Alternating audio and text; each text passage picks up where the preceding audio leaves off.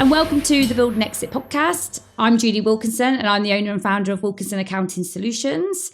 I started the Build and Exit podcast in 23 off the back of the work we do with our clients at Wilkinson's, because I noticed there was quite a gap of skill in the market in acquisitions, especially in terms of understanding financial reporting, valuations, and also like how to streamline a finance team post-acquisition.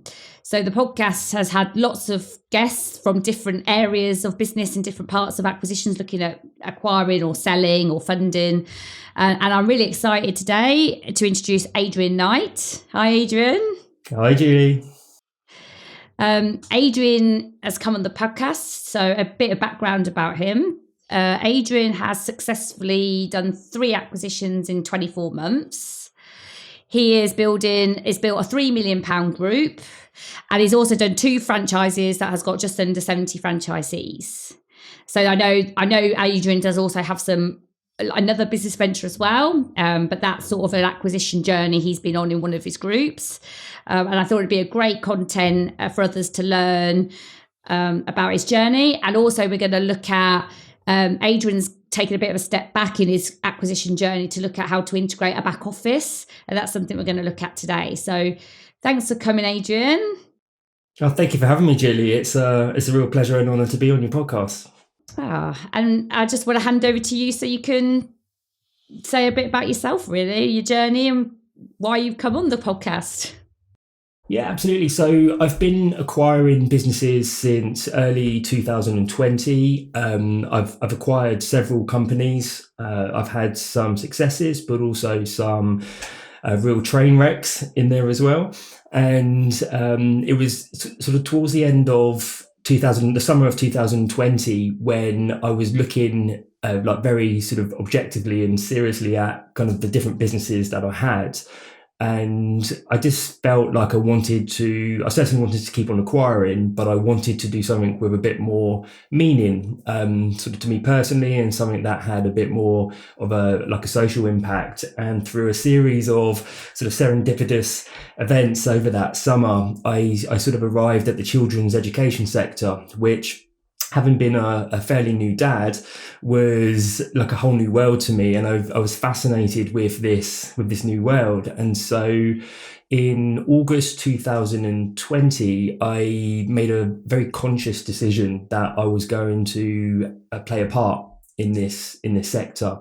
And I started by acquiring a very small franchise network called Talking Tots, which only had 8 franchisees to it. So in the franchise world, that's it's very small, but I just wanted to get under the skin of a business in this sector and to understand a bit more, and also to have a bit of credibility. And then fast forward 2 years later, that sort of first acquisition has led on to 2 more acquisitions. So we're currently, as a group, sitting at just under 3 million in revenue. We've got 17 employees, and for the last, it's coming up to 12 months now, we've focused on nothing but the back end sort of post-acquisition work, which has been probably the most challenging part of the journey so far. And we've still got a lot of work to do there. But yeah, it's been a great ride. Yeah. And I think it's really interesting that you've taken a step back, because you don't hear a lot of people talk about post-acquisition and the challenges. There's a lot of people that get to the point of close and then you never hear from them again, or you're working with someone, so brokers and things, and they maybe disappear after the deal happens. So then it's interesting, nobody then sees that personal journey for somebody after they've bought it. What made you decide to focus on the back office? Well, I was kind of forced into it, and forced into doing so, because my last acquisition, which was in early October of last year, that was a turnaround. So that was a business that had 10 employees in it. It had a decent level of revenue, but it had so many problems. It had zero process. It was very old school in the way it was being run. And so going into that, literally the day after signing, was straight into the first major fire, and it was just fire after fire after fire. And so it was a question of, as we were putting out these fires, it was like, well, we need a process in place. to be able to prevent this from happening again. And it was kind of like opening Pandora's box. Like you opened one bit and then you have 10 more problems that would appear. And so, fast forward to today, and we've just done so much work on our systems and our processes, and this is how we're going to approach this. But it became clear to me probably around sort of spring of this year that we didn't just need to do it for that particular business in a state of like sort of being highly reactive, that actually we needed to take this a step further and start to consolidate this group and put in sort of broader systems. So for example, if we was looking at our IT systems for this last acquisition, well, that also made us look at the IT systems for the other companies and be like, well, how are we going to manage this? Like, do we want to have it more sort of fragmented, like a federated like group structure, or did we want to go down the consolidated route? And then once we made those decisions, we then had to start rolling out. And so, yeah, I mean, given the opportunity, I probably would have done another acquisition because it is fun and super sexy and it's a real thrill.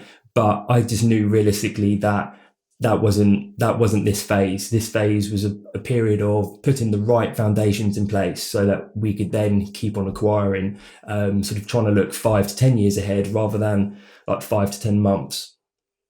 And when you did the acquisitions originally, out of interest, did you have an integration strategy? No, it was completely, I want to be in this sector. I'm just going to go and take some action and acquire a small business and then basically just see what happens and go with it from there. I was so early into my acquisition journey. Like I'd made my first acquisition. It was about 7 or 8 months earlier. So I was still very, very new. And I actually exited that last year to focus on the children's education group more. But yeah, it was all front end, like what's right in front of you. Whereas now when I'm looking at acquisitions, look at them in a completely different way. And I think the level of due diligence we go into now is just levels deeper, and not just financial due diligence. It's like the full works. Yeah. Yeah. And so when you talk about back office, then integrating the back office, just for people that maybe, because there could be a lot of things in the back office, what things are you included in that? What type of things are you looking at? So, I mean, we've looked at everything that sort of underpins the business. So, first of all, our office and our office location. So, with the second acquisition, we took out a very small serviced office, which was just outside of Watford, which served our purpose at the time. But after doing the third one, with that acquisition, we had to move office because the business was in just a horrendous lease situation. Like we had no choice, but we had to move. So again, it was like looking at office space and thinking, well, we've got 10 people in this business right now, but what about the other companies, and how can we start to create a space where we can, for example, consolidate our finance function across the group, and what would that look like? So that was a very sort of tangible, like back office sort of integration piece that was sort of the first to look at. Then it was like IT, then it was marketing, then it was even sales and recruitment as well. Because we have 2 franchise networks, it was like, well, like there's a lot of costs that can be consolidated here, and potentially we can offer a better service to like people inquiring about a franchise, because if they're interested in one but that territory isn't available, then we've got another one that we could present to them, and we want to present more to them down the line. But then you have to think about stuff like GDPR and all of this stuff. So it was just like this never ending cycle, and we're still on that journey. But it was all of the stuff that's in the background that certainly from an acquisition perspective we don't always think about. Like we're just so focused on the deal and the deal structure, but it's the engine behind the business that that was really it. And you say you've been focusing on back office for 12 months. Is that what you? Yeah, How long and you've we've still been? got so much work to do. So much Yeah. work to do. Yeah, So it just goes to it's show, doesn't crazy. it, I don't how think it would much ever work there stop. is, how much work there is on the back office, isn't it? I don't think people really think about, because we see it a lot. One of the things we help people with on the acquisitions in Wilkinson's would be the consolidated budgets for all these things. Because one of the things we'd look at helping people think about would be, okay, so you're doing an acquisition. What are your synergy savings? What are your opportunities? Which is kind of what you're doing. We're just looking at it from a numbers perspective because most people are trying to quantify things. So, if you've got 3 leases on offices, the idea would be, okay, we consolidate those leases. And in the end, the overriding point for that would be streamlining, systemizing, but probably also cost saving. Because why would you not want to try and get a cost saving off the back of it? And when we speak to people that are buying businesses, especially if it's a business buying, not necessarily like if it's a business buying and acquisition, what's interesting is they often don't have their own forecasts and plans in place for their own business in the first place. But if you're going to buy a whole nother business and then bolt it on, and you don't have a business plan or a process, or even I suppose your own internal improvements that you need in your own business, how do you then integrate that into an acquisition? Because you might have your own problems that you haven't resolved, let alone an acquisition problem. So it's so true. It's so true. And the first thing I'd done when in my last acquisition was I took on a part-time finance director, which I was itching to have previously, but we wasn't at the scale where we could support that. And even then it took 6 months to get to a place where we had like proper visibility on that particular business, not even at a group level. And we're still not there at a group level because we've been firefighting and very sort of hands-on with the last acquisition. But yeah, it's just like no one thinks of this stuff, but this is the most important aspect of it. It's mad really to think that. I look back on myself and just going in sort of all, smile and, fly by the seat of your pants. It's a little bit like, oh, yeah. I don't know what I'm getting in for. I know it's difficult, isn't it? But it's good that it's good that you've recognised it and you've taken the time to step back and review it, because it will only get worse if you just keep bolting on more and more and don't fix anything. Then that will, in the end, it could get out of control, couldn't it? Yeah, definitely. And when you say you're sort of like forced, had you seen impact to the end customer on the basis that you didn't have a process? Yes, we did. So with this acquisition, I knew that there were problems in the business. Pre-acquisition, I knew there were problems in the business that weren't being said. Some of it sort of like they didn't want to say, but also some of it I think through pure like lack of awareness that of their own problems, like the previous owners. And so I structured the deal in such a way so that a lot of the consideration was on the back end, and it gave us a bit of sort of breathing space so that we could get in and actually figure out where the problems were and what they, how severe they were. And some of them turned out to be very severe. But then also had the protection so that the cost of those problems would be deducted from the consideration. So, and it was the only way the business was really gonna, it's the only way the owner was really going to sell it, because basically we were coming in because he was just done. Sort of getting into it, within the first 24 hours, I have a message from 2 of the salespeople saying that the third salesperson was ciphering off leads. And then 2 days later, we had a major incident at one of the schools, because this is a business that builds playgrounds, at one of the schools.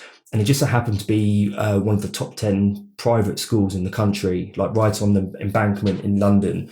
And the incident escalated and escalated and escalated to the point where the police were on site trying to stop some contractors who had managed to break into the school with their diggers fully prepared to start digging up all of the work.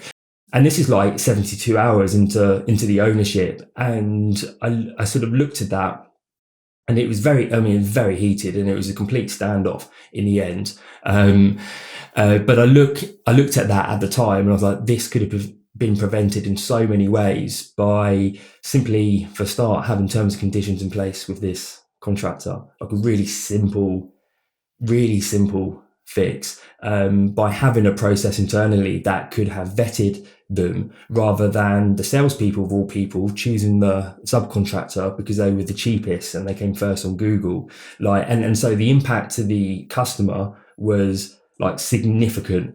And unfortunately, we had more of those cases where they like all of the sort of like the tail end from the previous like 6 to 12 months, where it was just one problem after the other from a customer perspective, which is exactly why the previous owner wanted out. Like it was just bizarre, really. It's so surreal. Yeah. And I think there's so many small things in an acquisition that can actually cause such big financial problems. Yeah. Like one of the things we always look at is, or say to people is, think about the business they're buying. Is it trademarked? Like the amount of businesses that have logos all over their vans, as an example, that signage is their marketing, and actually the name's not trademarked, and it's never been checked that it's not actually in breach of another, I suppose, larger brand. And I suppose you could argue, well, the risk is minimal. It's never been found out before. But actually, if someone did notice that and the whole brand was at breach, like what would that do? I mean, how would that impact the acquisition? I mean, that could literally be a game stopper, couldn't it? For a period of time anyway. It's funny you say that, because this business was exactly that. It didn't own its trademarks. It had a competitor who owned its trademarks, and it had another competitor who, it was like the two names, but back to front. But I knew this before going in, like as part of the due diligence. I knew that was the case, and it was only acceptable because I knew we'd have to rebrand. Like I knew a rebrand was coming, and so I went in with my eyes open. But I was sitting there and like, how could you not trademark like the company name? Like surely this is, I don't know. It just felt so elemental, but clearly it's not for some people. And it was just sort of crazy, really. Had I had no intentions to rebrand the business, then I almost certainly wouldn't have gone forward with the acquisition, for the very reasons you said, Julie. Like it could be swept from under your feet within a matter of a day. Well, it sounds like you've done some good due diligence, though, because I think you'd be surprised, Adrian, how many people wouldn't have even known that it wasn't trademarked. I think there is a lot. I speak to a lot of buyers, and the feedback I get, because a lot of people go into they're being taught in groups. So there's lots of them out there, people that buy and people to buy businesses. And the feedback I get a lot from people that attend these types of courses is, it's great for deal flow, maybe a bit of ego, trying to find the deals. But most people do say to me, but actually, I don't know what I do when I find them. Like, so there's a lot of people teaching to find deals, and it's spurring people on to do the acquisitions. But a lot of these people then say, I don't really understand financials, and actually, I don't quite know what I'm looking for. And even worse, when the deal's gone live, a lot of them are, I don't actually know what I'm going to do to run the business. Like, that's not saying they have no clue in business at all. Like, everybody has their own skill set. But, once you take legal ownership of these businesses, you are legally responsible, and then you have a responsibility to your stakeholders to be able to run this business effectively. And I just think there's a lot of gaps in some of this teaching that's out there in terms of telling people the reality behind like how hard it is once you buy the business. That's just it. And that was me. Like I done a training course and came out of it again, all rosy cheeked and big smiles, and let's go generate some deals. And I'd done my first acquisition within 3 months of doing that, because I'd set myself up to do it, like in terms of my bandwidth, because I had a business that I'd started and been running for coming up to 7 years. And so I went out and acquired. And my first acquisition, it was actually, I was very lucky. It was a good acquisition, and I exited it as well. So it was a great experience. But then my next three acquisitions were just train wrecks, because I had this false confidence behind me that, oh, this is anyone can do this. This is how you do it. And then went into these and was just burnt big time, because there was largely a lack of proper due diligence, and I didn't really know what I was getting myself into. And it was done all wrong, and they were very painful experiences, but they molded and shaped the my approach to acquiring, which is exactly what's happening now with this back-end integration. It's changing the way, and continually changing the way I look at deals and look at acquisitions now. And so it was like, fortunately, to those train wrecks that happened at the start of my journey, that gave me the insight on how to structure this last acquisition and how to do the due diligence in a way so that I could at least arrive at a position where I knew that there were problems, but we didn't have the answer to them this side of the deal. That in itself was like quite big, because like you knew the problems were there, you just didn't know exactly what they were. But that sort of, that mindset of going into that deal with that wouldn't have happened if it wasn't for the earlier train wrecks. So it was, it's been a pure baptism by fire in every which way. Oh, wow. So now you're looking at the back office. So what's your intentions going forward? Are you still searching for acquisitions? What are you looking for? Yes, we are. So as part of like the back end integration, so people is very high on my list. And there's been a lot of people changes and stuff that's happened, particularly over the last 12 months. But as part of that people strategy, I've engaged a non-executive director, very experienced person within the sector, who's helping to sort of guide certain aspects and components of the subsidiary businesses, but also of the group as well. And as part of that relationship I have with them, they are helping me to prioritize which sectors to be sort of looking at within the broader scope of like our like group mission and what we're trying to do.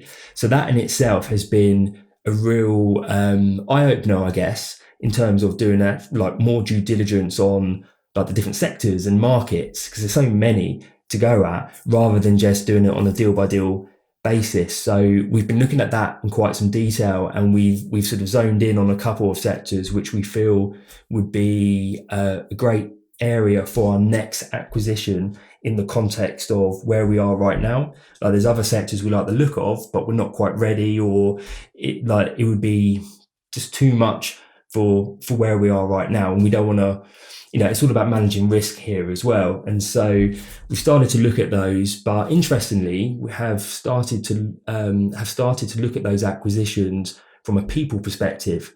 So rather than going straight to looking at the business, we first identified the sectors based on where we are right now. And then second to that, we've looked and identified a couple of key people who we feel would be excellent and are qualified at running and operating those businesses, whichever ones we end up acquiring. So it's been a complete back to front approach that I've ever done with my other acquisitions, because they've always been about like the business. It's almost like more opportunistic, like, oh, this business has come up, let's see if we can acquire it. But now it's like the complete reverse. So we're looking at those. I don't feel as like rushed, like I have to do an acquisition right now. I did with the other ones. It was like, gotta grow, scale. But then the last acquisition, just like, it was brick wall after brick wall, and we've been steadily climbing over, or breaking down, or going around each of those, which has created space. But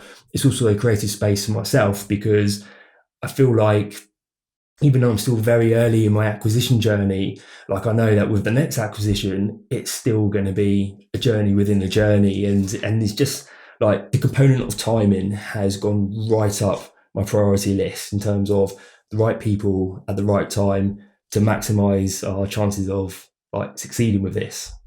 and not, being called because the police were on site at a major private school in London. So, oh, it's not funny, but you have to. If you don't laugh, then what you just won't get over it, will you? Yeah, no, exactly. I mean, this last year has been so incredibly tough because of that acquisition, and I sort of knew. I knew I was going into a bit of a battleground here, but I didn't appreciate the extent of it. And it's been incredibly testing. But looking back, I mean, all you can do is laugh, and I feel quite grateful that there's some pretty surreal stories and experiences there to sort of tell my daughter when she's a little bit older. Well, thanks so much for coming on. We're coming towards the end of the podcast now. It's been really good to hear the journey, and I definitely think this is an eye-opener. I think you've got the right idea there, and you're really taking a step back and thinking about the group, which I think long-term will be the better thing for it. I think if you're just going to keep adding on, it could have got into more of a mess, to be honest. So I definitely think you've got the right idea. And I just want to say thanks to all our listeners. If you like our channel, please hit the subscribe button. We are nearly at 2,000 downloads now. Which is really good considering we've only had it a few months. Like, I only launched it a few months ago. So I'm really pleased about that. And I look forward to seeing you soon.